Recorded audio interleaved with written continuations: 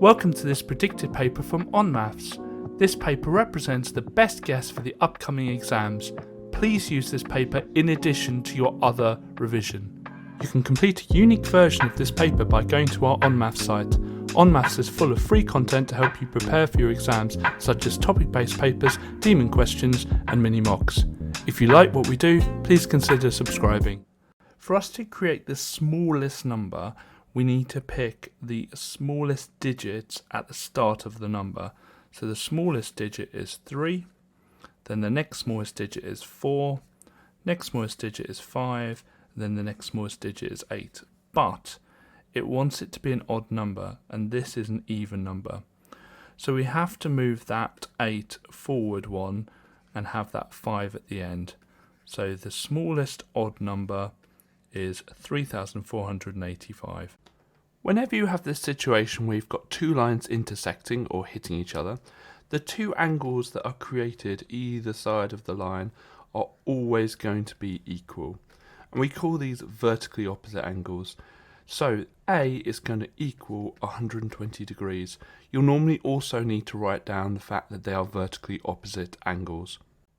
So we've just got to know some vocab. Faces are where you could lay your hand flat on a shape. Then you've got edges where you can run your finger along. And then vertices are the corners, the bits that you would stab into your finger. So we've got 1, 2, 3, 4, 5 on the front, 6, 7, 8, 9, 10, including the back ones. Whenever we multiply two negatives, we always get a positive, so we know our answer will be positive. We're going to do 9 times 12, which is going to be 108, and v times v, which is going to be v squared. When collecting terms, you've got to collect like terms, so we've got 13x, we've got a 3y, now they're not like terms, but the 13x is a like term to the 7x, they're both x's, and the 3y is a like term to the 2y. So let's put the x's together, 13 lots of x plus 7 lots of x, and let's put the y's together, 3 lots of y plus 2 lots of y. So altogether we've got 13 lots of x plus 7 lots of x, well that's going to be 20 lots of x. And for the y's we've got 3 lots of y plus 2 lots of y, that's going to be 5 lots of y. So our answer is 20x plus 5y. So firstly we're going to work out what the percentage increases are as a multiplier. So we start off with 100%. Jane has a 1.2% interest pay rise, and so that would be 101.2%, and we divide that by 100 to make it a multiplier. So the multiplier is 1.012, so we get the 20,000 times it by 1.012, and that gives us 240. Next we do the same for Lenny, so that is Jane. And so let's do Lenny. And so that's 100% plus the 1.5% will be 101.5%. Make that a multiplier, 101.5%. We divide that by 100, which gives us 1.015. And then finally what we do is we get the 17,000 times it by the multiplier. And when we do that, we get 255. So Lenny has 255, Jane has 240. So it says which of the employees has a larger pay increase and by how much. So the answer will be Lenny, and it's by £15 because that's the difference between these. So the pass mark for the test is here, and we can see that there are 2 students who passed the test. So it's 2 students out of 2, 3, 4, 5, 6, 7 in total. And we want this as a percentage, so we're going to times it by 100%. So we do 2 over 7 times 100, and that gives us 28.571, blah, blah, blah. And it says it wants it to the nearest percent, so that will be 29%. To find the angle marked x, we first of all need the formula that the sum of the interior angles is equal to the amount of sides the polygon has, take away 2, and then times by 180. So this has 14 sides, so it's 14 take away 2, which would be 12 times 180. And then when we do that on the calculator, we get 2,160. Now that's the sum of them, so that will be all of them added together. So to find out what x is, we just need to get that 2,160 and divide it by 14. And that's going to equal 154.285, blah, blah, blah, blah. And it says it wants it to round it to 2 decimal places, so that's going to be 154.29. So for this question, I think of the ratio in terms of piles. So food is getting 37 piles of money, and drink is getting 4 piles of money. So we've got to first of all work out how many piles of money we have. So we're going to do 37 plus 4, and that will give us 41. So we've got 41 piles of money. Now each pile is equal, so to work out how much one pile or one part is worth, and in maths we call them parts, but they're just like piles of money, we're going to do 13,161, the total amount of money, and we're going to divide it by how many piles there are, 41. When we do that, we get 321. So each pile is worth 321 pounds. Now, if we look at how many piles drink had, well, they had 4 piles. So we're going to just work out 4 lots of the 321, which is going to be 1,284. So they spent £1,284 on drink. We need to first of all work out the theoretical probability. And to do that, we do the successful outcomes over the total number of outcomes. So here we're asked it lands on a red is successful, so that's going to be 15 over the total amounts. That would be 40 plus 30 plus 15, which is 85. Okay, now to find the expected amount, it's just the theoretical probability, which is 15 over 85, times the amount of trials, where it says it's spun 500 times. We just go times it by 500. And we get the answer of 88.235, blah, blah, blah. And we're always going to round that down. Okay, so if it's 88.9, we're always going to round it down to 88. Only when it gets to 89 do we write 89. So our answer is that we're expecting roughly 88. So the only way of answering this question is to work out what these are as ordinary numbers. And so 7 times 10 to the power of 7 would be 7, 1, 2, 3, 4, 5, 6, 7.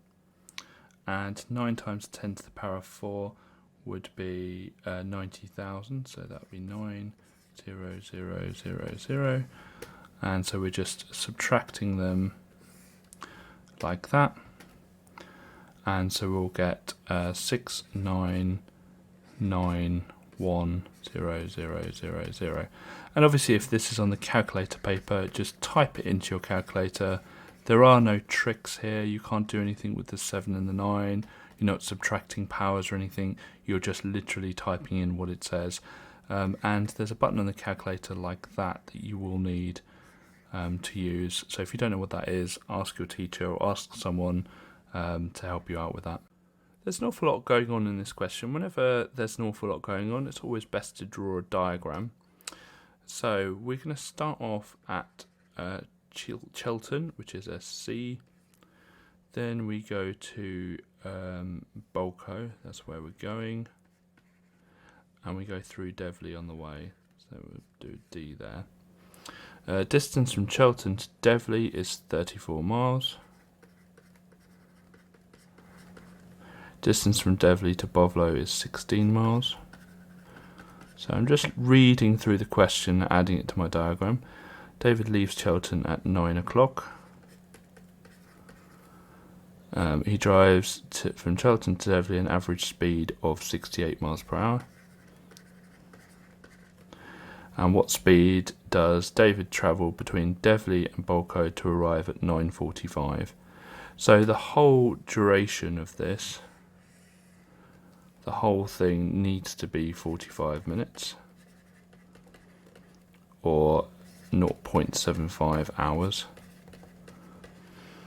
And the entire distance is 34 plus 16, so that would be 50 miles.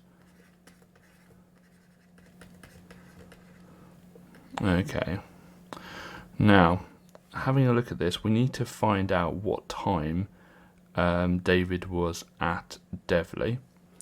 So we're going to use our speed, distance, time triangle. So speed equals distance over time, and we're covering up the time because that's the one we want. So it's going to be time equals distance, which is 34, over speed, which is 68. So we're going to do 34 divided by 68, which is 0.5. So it would be 0.5 hours. So that would be half an hour. So we will be at Devley at 9:30. So that means we've got 15 minutes left. Okay, so we've got 15 minutes to travel the 16 miles. So this time we're looking for the speed. Okay, so it would be speed equals the distance, which is 16 miles, over time, which is 15 minutes, but we need that in hours, so that would be 0.25 hours. And so what we can do here is times top 1 by 4 to get rid of the fraction. So it becomes 64 over 1, or just 64 miles per hour. So our answer is 64 miles per hour. So we know that James knows that he has a square. So we can actually get rid of all of this bit. It's not relevant at all to the question. And the question asks, what is the probability that the square is blue? Well, there are 3 blue squares, so it will be 3 over, and how many are there in total? Well, it says the total is 17. So the answer is 3 over 17. So we're going to first of all work out where 9 is on the y-axis. Well, we've got 8 here and 10 here, so 9 will be halfway in between. And what we're going to do now is just draw a line across at 9, and then wait until it hits the line. And then we're going to draw a line down, and you can see here that x is 1. So our answer is that x equals 1. So the first thing we're going to do is work out the area of the trapezium.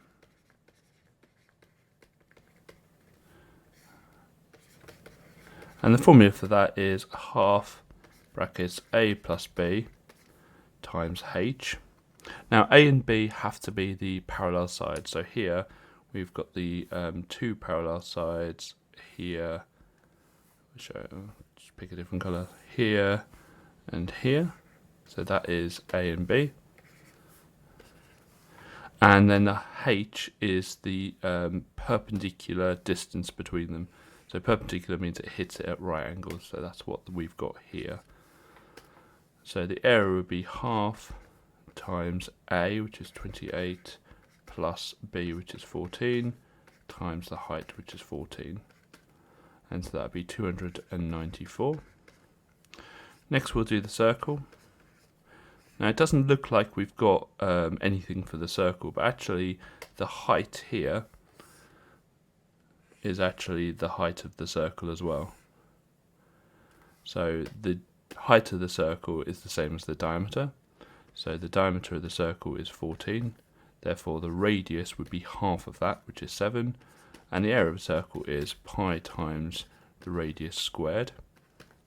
So it would be pi times 7 squared, which which will be 153.938, blah, blah, blah. Now I'll keep that in my calculator, because next thing we'll do is the shaded area part. And it says we want to work out the area of the shaded region. So the area will be the total area, which will be the trapezium, take away the area that we don't want, which is this bit here, which will be the circle. So the trapezium's 294, the circle's 153.93, blah, blah, blah. And when you do that, you get 140.061, blah, blah, blah. It says it wants it to 2 decimal places, so it would be 140.06. So we're given a right angled triangle here, and we're asked to find length AC, which is this length here, and we're given 2 other lengths. So we're going to be using Pythagoras. Pythagoras involves us labelling the sides, A, B, and C, with C being the one opposite the right angle. And we know Pythagoras is A squared plus B squared equals C squared. Both A and B here are 4.9, so it'd be 4.9 squared plus 4.9 squared equals C squared. So we're going to add the 4.9 squareds together, and that will give us 48.020, blah, blah, blah. And here we're going to do a bit of solving. So we're going to square root both sides to find out what C is. So square root of 48.020, blah, blah, blah, is 6.929, blah, blah, blah. Rounded to 2 decimal places, this will be 6.93. Now, between A and B, the shapes haven't changed size, so it's not an enlargement. They haven't rotated or they haven't mirrored, they've just moved. And the word we use for that is translation. So this has been a translation. And for a translation, we need to find out how far right they've gone and how far up they've gone. So we pick a point that we know on both shapes, and I'm going to pick the top left. And we count how many jumps we jump to the right. So 1, 2, 3. So we do 3 jumps to line it up with the other one. So there's a 3 at the top to say 3 to the right. And then we count how far up we have to go. So 1, 2, 3, 4. Now we've actually had to go down. And whenever you go down, it's like having minus up. Okay, down is minus up. So it's going to be minus 4 because there were 4 jumps. So we're just going to substitute the values that were given into the formula. So v squared equals, and then u is 16.4 squared plus 2 times a, which is 0.2, times s, which is 110.2. Type that into the calculator and you get 313.039, blah, blah, blah. And what we're going to do is we're just going to quickly solve this by square rooting both sides, because it's v squared equals and we just want v equals. So v equals, and we're just going to square root that on the calculator, 17.692, blah, blah, blah. It says it wants it to 2 decimal places, so that's just going to be 17.69. When you have a fraction, it's just a fancy way of showing a divide. So this is x to the power of 11 divided by x to the power of 3. And indices rules say that when you divide 2 powers with the same base, you subtract the powers, so it becomes 11 take away 3. 11 take away 3 is 8, so that's x to the power of 8. To find the gradient of a line, we need to find 2 coordinates that we know. So I've got this coordinate here and this coordinate here. Now I don't really know what this coordinate is, that's why I've not picked one. You need to pick coordinates you know. And what we do is we just draw a right angled triangle between them. Try to get this nice, there we are. And the gradient, which we call m, is the change in y. How much has y changed over the change in x? So the change in y is going to be 4, because it's gone up 4, and the change in x is 3, because it's gone to the right 3. So our answer will be 4 over 3. So the first thing I notice is the second equation isn't really in the normal format for doing simultaneous equations. So I'm just going to rearrange it so that we have it where we want it to be. And I'm just going to put my lines in so I can rearrange. So the first thing I want is the x's and y's on the same side. In fact, actually all I need to do is take away 4y from both sides, and we get 5x minus 4y equals minus 7. Okay, so what we do now is we put both our equations down so we can solve these simultaneously. So 5x minus 4y equals minus 7. And you notice the coefficient of the y is already the same, so we don't need to multiply anything. But the signs are different, and the d in different is the d in add. So we're going to add going downwards. So we're going to add everything. So we're doing 3x plus 5x, which is 8x. 4y plus minus 4y is nothing, which is good, because we want to get rid of that. And 47 take away 7 is 40. Alright, let's put our solving lines in. And we're going to divide by 8 both sides. So we get x equals 5. And we're going to substitute that value into one of the equations. I'm going to pick this top one. So instead of 3x, we're doing 3 times 5 plus 4y equals 47. Get my solving lines in. So that will be 15 plus 4y equals 47. And then we're going to take away the 15 both sides. And so it's 4y equals 47, take away 15, which is 32.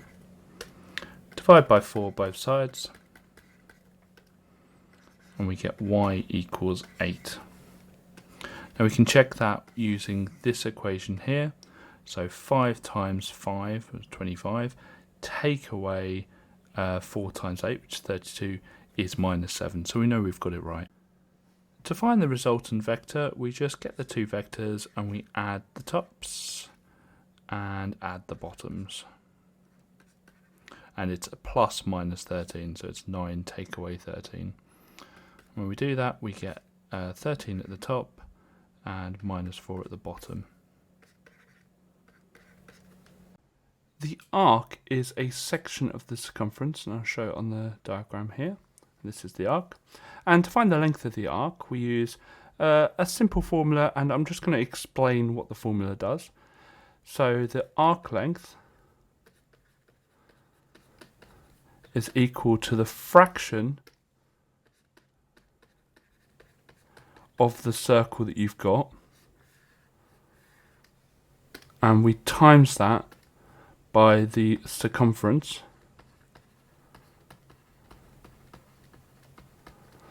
of the circle.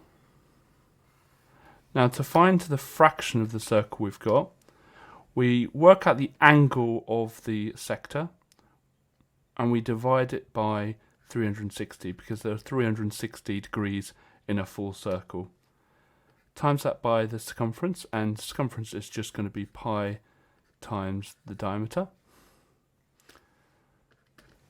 The angle is 61 degrees. Now the diameter, if you imagine that the circle is all the way around, so it's a full circle, you can see the 6 centimeters here is the radius. So if we carry that on, there'll be another 6 centimeters here, so the diameter will be 12. Just 2 lots of the radius. Type that into a calculator and we get 6.387, blah blah blah.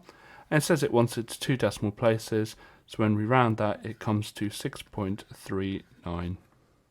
You can complete a unique version of this paper by going to our onmaths site.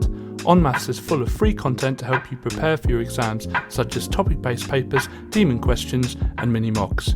If you like what we do, please consider subscribing.